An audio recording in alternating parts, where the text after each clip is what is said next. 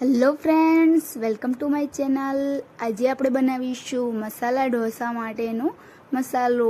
જો ફ્રેન્ડ્સ મારા વિડીયો તમને પસંદ આવતા હોય તો ચેનલને સબસ્ક્રાઈબ, શેર અને જોડે આપેલા બેલ આઇકોનને જરૂરથી દબાવી લેજો, જેથી તમને મારા બધા જ વિડીયોની નોટિફિકેશન મળતી રહે। તો ચાલો આપણે જોઈએ કે મસાલો કઈ રીતે બને।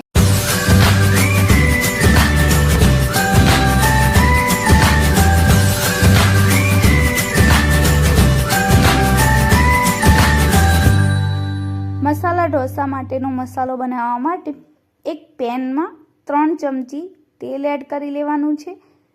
તેલ એડ કર્યા બાદ ગરમ થાય એટલે આપણે તેમાં રાઈ એડ કરી લેવાની છે। તો અડધી ચમચી રાઈ એડ કરીશું, ત્યારબાદ અડધી ચમચી જીરું અને અડધી ચમચી હિંગ એડ કરી ત્યારબાદ એક ઝીણી સમારેલી ડુંગળી એડ કરી તેને 2 મિનિટ ચડવા દઈશું। હવે તેમાં લીલા લીમડાના પાન અને 2 ઝીણા સમારેલા લીલા મરચાં એડ કરી તેને પણ 2 મિનિટ માટે ચડવા દેવાના છે।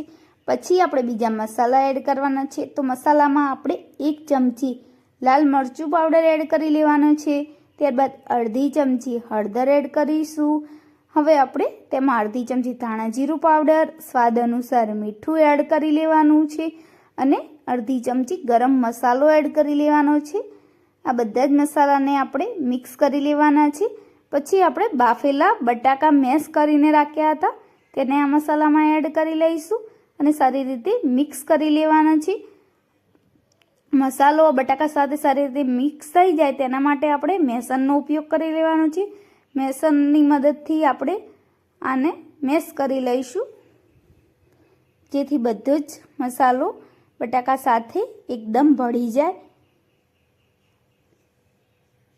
ત્યારબાદ આપણે તેમાં લીલા ધાણા એડ કરી લેવાના છે અને થોડો લીંબુનો રસ એડ કરી લેવાનો છે, જેથી તેનો ટેસ્ટ ખૂબ સરસ આવશે। હવે તેને 2 મિનિટ માટે આપણે ચડવા દઈશું। તો રેડી છે આપણો સરસ ટેસ્ટી એવો ઢોસાનો મસાલો। આ રીતના ઢોસાનો મસાલો બનાવવાથી તે ખાવામાં ખૂબ જ ટેસ્ટી લાગે છે। તો આ ટ્રીકથી એકવાર જરૂરથી ટ્રાય કરજો। Thank you.